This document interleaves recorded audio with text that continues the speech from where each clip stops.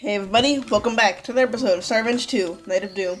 In the last episode, we finished up Rainbow Drugs and made it to the final room of the game with 3 levels left. 3! And that level over there, but who cares? So, with this, we've already read the Toad's dialogue. I see no point to waste any time. After getting 100 stars, we unlocked this door. After getting 110 stars, we unlocked that door. And after getting 120 massive stars, we unlocked that door. Anyways, let's head in this door. Old School Sandfields. Star number 1, Glow Over the Beginning. And you might recognize his music.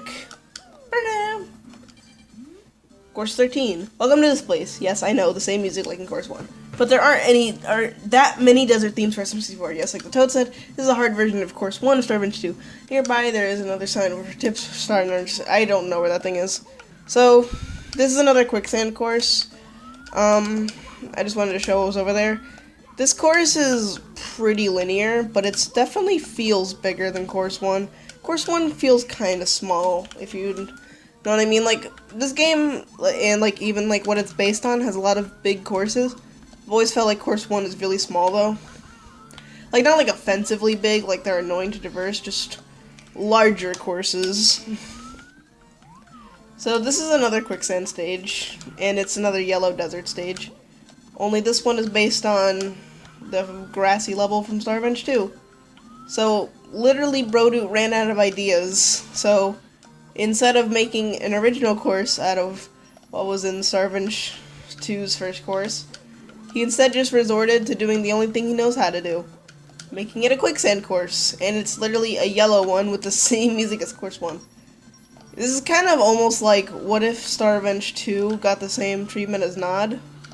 Or as the first game when it comes to like Nod and stuff.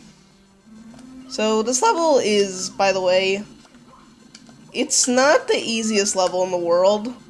Oh, that was a dumb death. I definitely did not line that up properly. So while this isn't the easiest level in the world, it's still pretty easy. It's definitely easier than what we saw in Rainbow Drugs or even Dat Letters, and it's one of the easier courses in this game. So like the Toad said, these last 3 courses are essentially kind of like, it's essentially like, it's almost like a, well, because Starbench 2 was a demo, this is almost like if that demo got the Nod treatment. Like if instead of making SR1 the game that he focused on, he instead made it, you know, based on the demo, which is what these levels are based on. So yeah, that's pretty much the whole gimmick of this thing. Of these last 3 courses. They're not really meant to be that hard. So yeah. So you might remember this goalpost from the original level, or from Take the Time, or To the Moon 2. Over there, this is where the red coin star spawns, and over here, there's a pipe. This pipe takes you to the rest of the level. Welcome to Old School Sandfields. Well, technically, we were already welcomed in that course, into this course, but you know, this is like the actual beginning. Okay, nice one. You know what? You know what? Instead of doing that inconsistent jump, how about we just do the smart thing and just land on that orange retro block? Yeah, if you haven't noticed, this level has a lot of kind of like retro things in it. Like it has a lot, like it has like these random retro blocks like that. I don't know what that's based on, but it has like the brick blocks from Mario. It's got a lot of old assets in it. They look nice, don't get me wrong. They definitely do look nice. That goal is based on the goal in Super Mario World. Honestly, it's super cool that he even put the goal tape. It actually looks really nice, really good. It definitely looks like what a 3D Mario World could have been.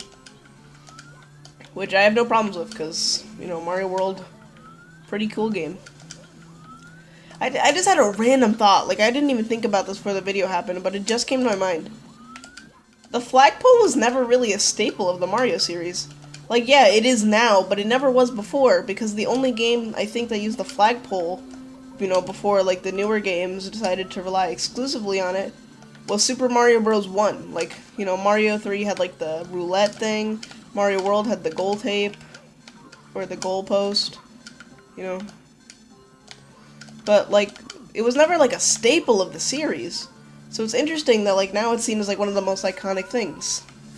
when at least to me, it was never like this is like iconic. Well, it is iconic in a way, but it's not as iconic as like seeing the Goomba or, you know, getting a mushroom.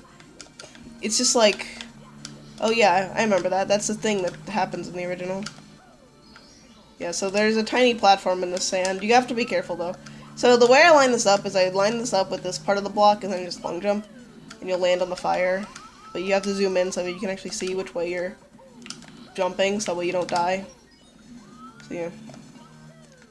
This level's definitely treacherous. Anyway, this is where we were going. This is the glow over the beginning part. I still don't know why I used the adjective glow to describe this, but, you know, whatever. It's not like it really matters that much. Yeah, so this part's actually kind of tricky, honestly. So here we have, or, you know, I guess I'm just not getting full health. So, there's no troll stars in this course, by the way. So that's our star right there, that goal. That's the goal.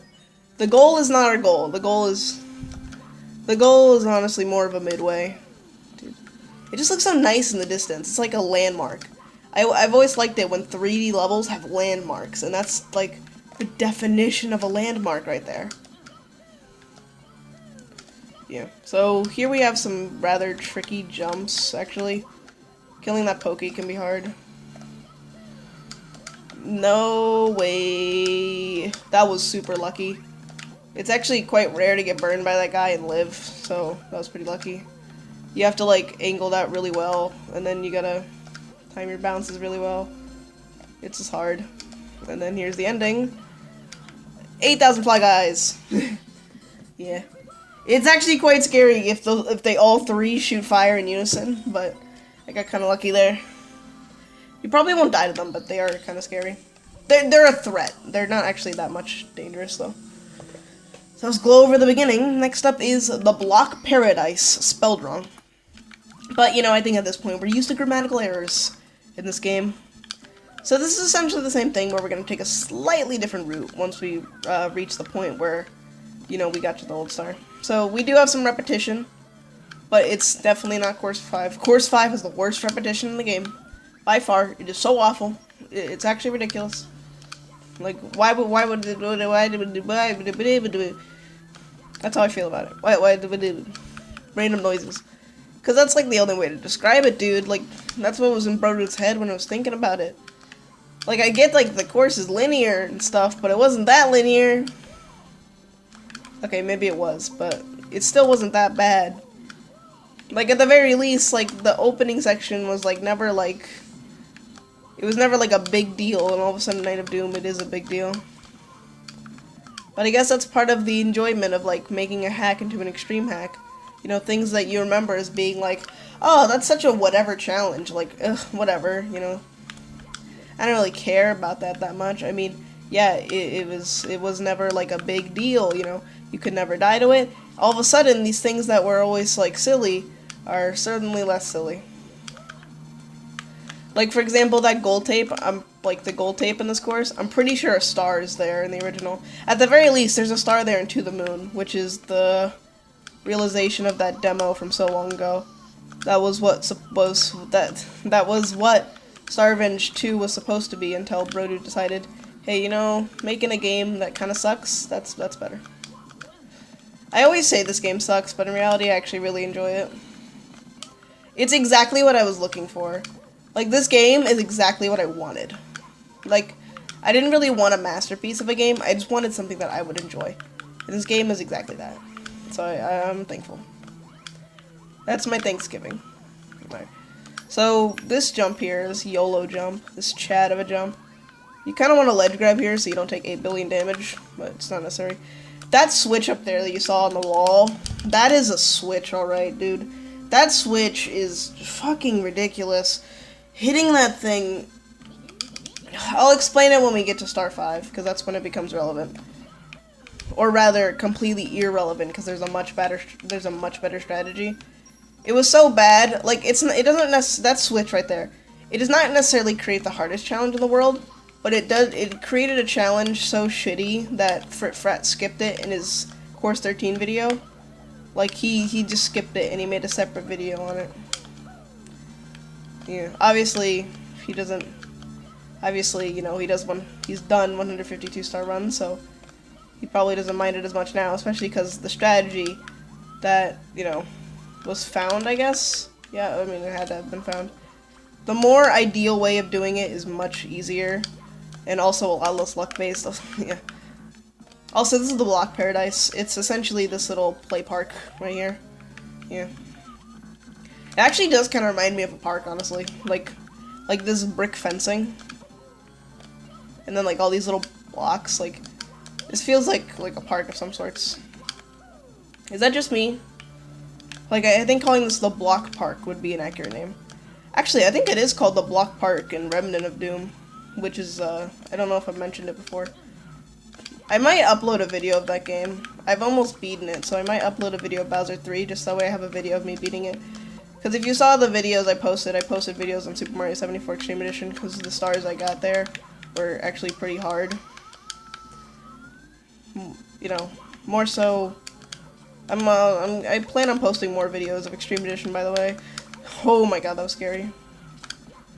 Okay, you know, I'm not going for that, yeah. Can I line this jump ever? There we go. Alright, cool. As soon as I line up the jump, bam.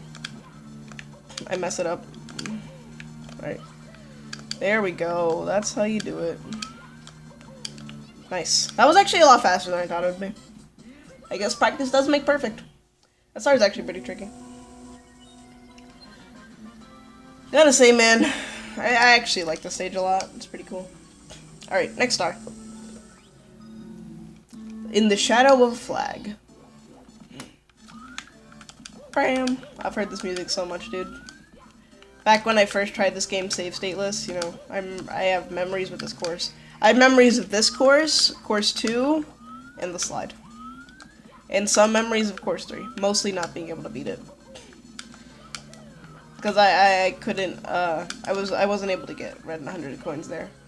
And then I passed that point, and now I went from Course 3 to Course 13. So it took a while, but here we are. We're at the end of the game, guys.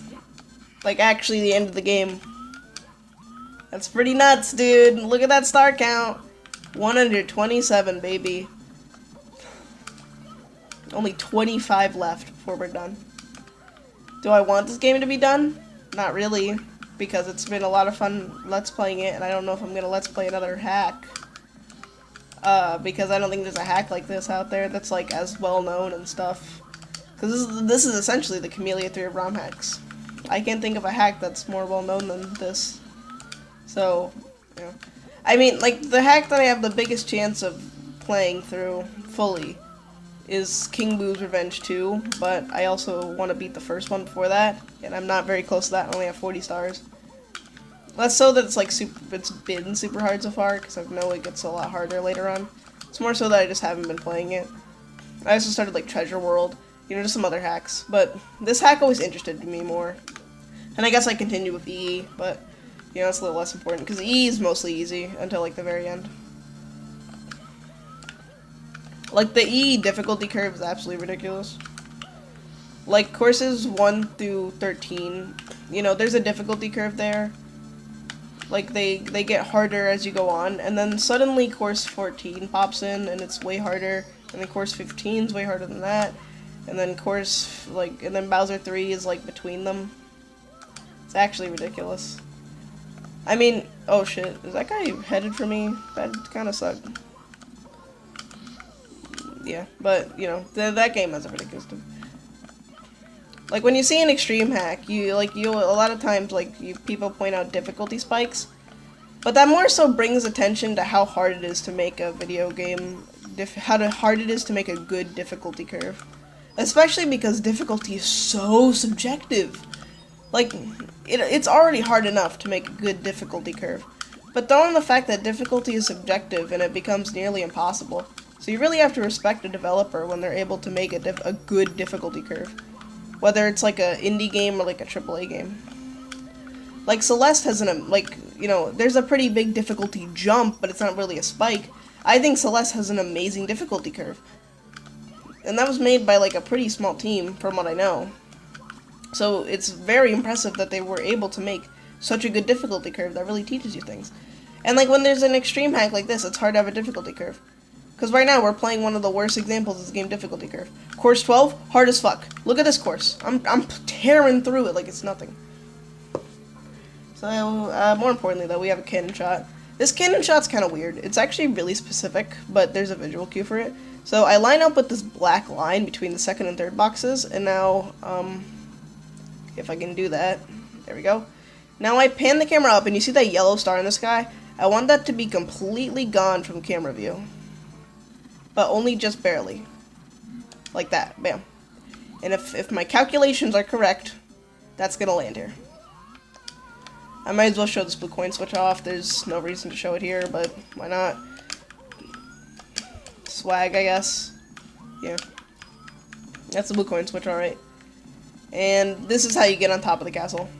So, yeah. And there's the flag that we're supposed to be in the shadow of, I guess. So, you might be wondering why I did that really unnecessary jump over there. By the way, why is there a red coin next to the star? It's not even a troll star. But you might be wondering why I did that weird jump. There's an invisible wall that I hit in practice, and I've never been able to hit again, and I'm worried that I was worried that I was gonna hit it again, so I just made that jump instead. One more star here that we're gonna get in this episode. 12 old coins, fuck that. We're doing the next star. Okay, so this next star is interesting, to say the least. It's, you know what, it's a star. That's all I'll say about it. Yeah, okay, just go flying off the stage, buddy. That's okay. That is 100% okay. I love flying off the stage. That's my passion, dude. Okay, buddy. Wanna stop doing that now? Yeah. But flying off the stage, yeah, I love it. That's what I do every day. What the fuck, dude? This is so random. How do you just go flying off the stage? Like a giant dumbass. Like the biggest dumbass, dude. Yeah, I don't know. Dude, I don't know how. I really don't know how. How do you just... How are you so silly? Yeah. I've always liked seeing retro assets in 3D. You know? Like, when I played Super Paper Mario, when I played World 3 in that game, and I saw, like, the 1-2 thing, and when I saw the 1-2 thing in the game, and then, like, you go into 3D, it's so cool. It's almost like you get to see the level through the lenses of Mario. I really like that idea. You know, it's cool. It's a cool idea, to say the least. And I like it. I really do. You know? Because it's always cool to see 2D to 3D conversion. You know? Like, I imagine, like, I wasn't born in that time, but I imagine if you were a Sonic fan, like, getting to see the game 3D, if you're a Mario fan, especially Zelda fans, because, like, imagine how impossible it sounds, like, a 3D Zelda. Like, even if I don't like Ocarina of Time that much, I respect the hell out of it. I respect the hell out of that game, because it deserves all the hype that it gets. It really does. You know? Because, like, when you think of, like, a 2D Zelda game, like, those games were huge at the time, and they seemed, like, bigger than, like, you know, your Marios or, you know, your regular, like, run-of-the-mill 2D platformers. They just seem so much bigger than those. So it's like, imagine that, but, like, in a 3D space, and, like, it sounds so simple now, because we see it all the time, but imagine how impossible it would seem if you're just, like, a little wee lad, you know? Am I gonna make it? Yeah, I'm gonna make it. Like, that is just crazy to me. It is so cool, too. It's so cool. You know?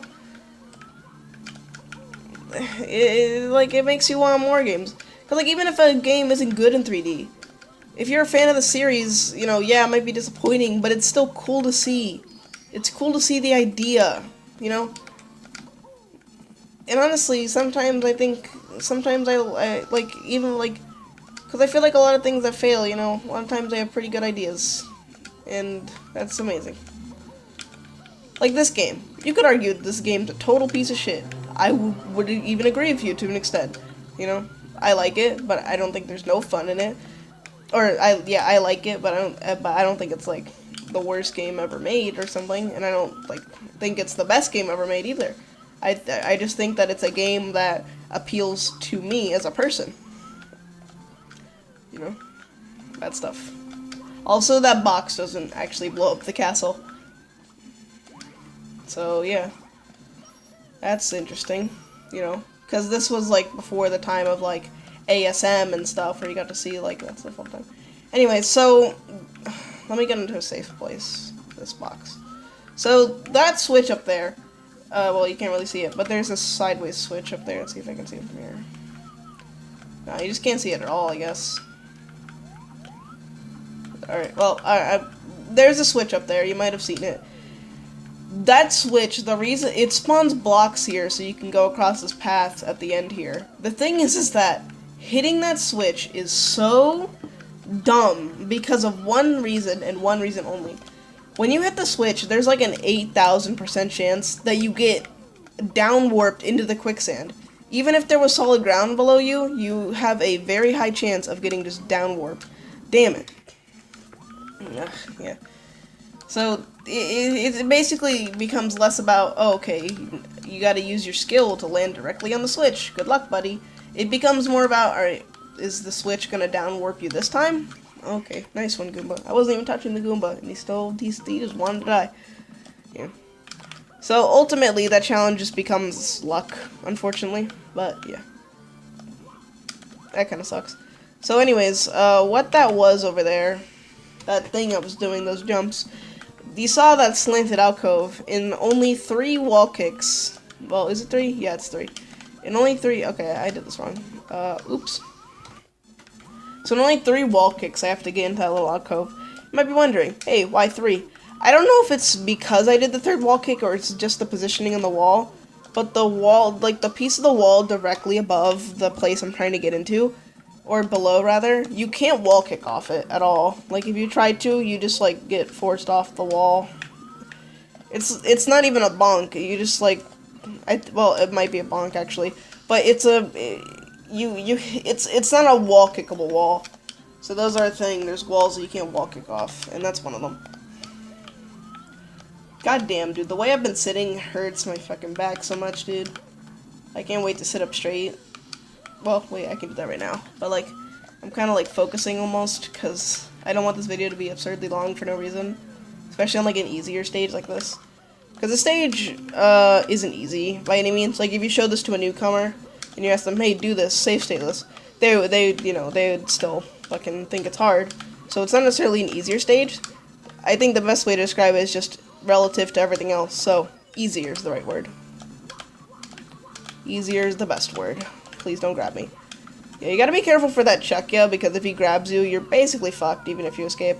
Unless you escape and he drops you along the tape, the gold tape from Mario World. Whoa, that's a ground pound. But, like, you'd need some pretty amazing luck for that one to happen. Like, you need the exact amount of frames turned. Yeah. Because, Chuckyas are 100% RNG. Not necessarily their movements, but the way that they throw you is left up to RNG. So, the Chuckya, once they grab you, they can spin you for a random amount of frames, but it's like in a 30 frame range. So, technically it's always possible to escape a Chucky's grab, by the way, but you would literally it's not humanly possible, because, so the way you escape Chucky's grab is by moving the analog stick from the center to the very outside section of the little control stick, or pressing A 11 times. But since they operate on the same counter, if you do both in succession, then you can optimize your Chucky escape and escape as fast as possible. Thing is that you would have to literally make frame perfect inputs, so, and also you need to be able to move your control stick out and back in the range that you need in literally 2/30ths of a second, which you would literally have to have the fastest hands in the world to do that one. So I don't think that's possible, but so yeah, this lineup, by the way, is super precise. I kind of line it up with the corner of that block is a little past this line in my head that I don't even think exists. I think it's just one of those lines that I just see. I don't think it actually exists. And then 2, 3. No, I got in the hole, dude. He was in the hole. Tell me he was in the hole. Tell me he wasn't in the hole, dude. He was in the hole. How did he fucking fall out? Well, at the very least, it looked like he was in the hole. Oh well, that's fine.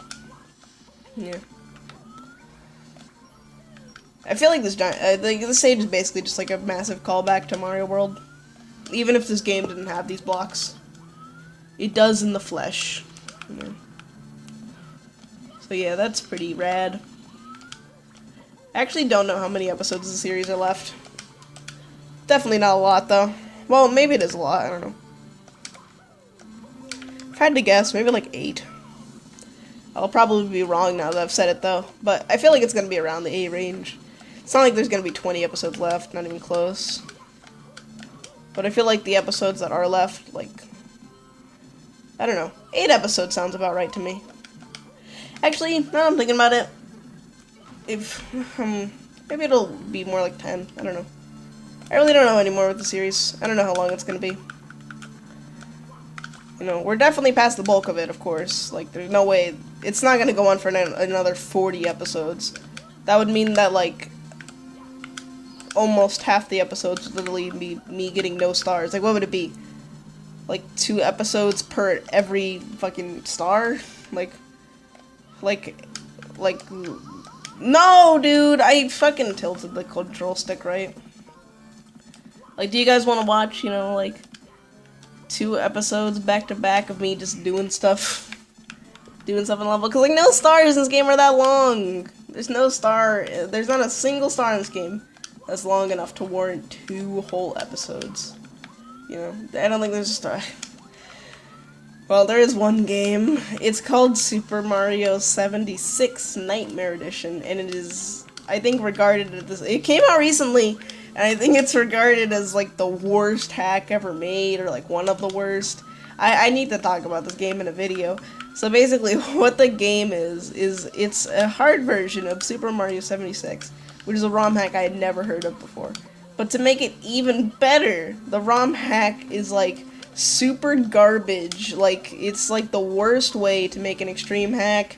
You know, it's bad. And I've heard that the fucking 15th course of that game has 110 red coins. 110 red coins. Do you know how many red coins that is, my guy? Like, that is so many reds. You could probably, like, write a book in the time it takes you to get those reds. Or to find them all. Like, how do you even place 110 reds in a level? Like, like, how compact is your level, dude? Like, I think it's kind of ridiculous when just by collecting red coins, you can get the 100 coin star. Not only that, but you can get over double the requirements for the 100 coin star. 200 fucking coins. Like, what the hell, dude? And I read the description of the video where he talks about this. He said that it's a 3-hour-long star. I sure as hell hope, and I'm dead. Cool. I sure as hell hope that's what fucking save states. But what if it's like a 3-hour star save stateless? Like, what do you do then? And the worst of it, the absolute worst of it, when I was reading the description, he listed how many work days it took him to make the game. Now think about it. A hack, you know, I think it has 124 stars. It's it's a major hack, pretty large hack. Guess how many fucking work days it took? Have you guessed? 37. 37. That is like 3 stars a day. A day. A day. And it's probably more than that. Because he had to place 110 reds in one level and 75 reds in another. Like, I haven't even played the game, but it makes me so mad. Like, what the fuck? And I'm dead, dude. Ooh, I'm not dead. That's kind of crazy. That's kind of nutty, dude. I'm not dead somehow. But, like, that is so, like... What the fuck, dude? Like, what the fuck were you on when you made your ROM hack, my guy? Like, it's one thing to make a bad ROM hack, but it's another thing to not only say that you did it in a month and a third. Sorry, I'm so mad my voice is cracking. A month and a third. But even worse is, like, not publicly stating it, but even worse is just saying you're a fast worker and not that you put no fucking effort into what the fuck into what in the fuck you were making.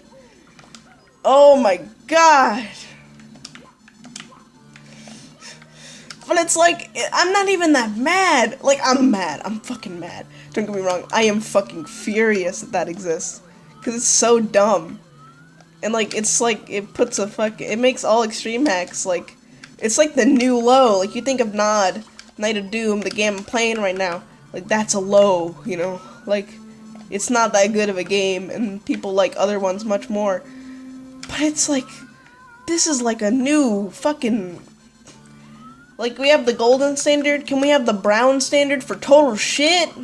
Like, oh my god. Wow, okay, so that was a longer rant than I expected. It's not really a rant, it's more just like making fun of some guy's work, because it's so shitty. Obviously, you know, if you're gonna look up that video, don't attack him. Hey, as soon as I'm done with all my commentary, I get it. So, by the way, I should probably mention something. If you look outside, this is actually inside the castle. It's pretty cool that Broden actually just didn't make the separate area and just made it inside the castle. It's actually a really cool way to make things, honestly. I think it's cool when levels are like this. 30 minutes, that's a pretty good episode. Mario's Castle Calamity 2.0. Obviously, 1.0 would be in the original game. So next time on Starvention Night of Doom, we're gonna finish up Course 13 and probably start Course 14, because that's probably not gonna take too long. Don't go in that door. So, I'll see you guys then. Bye.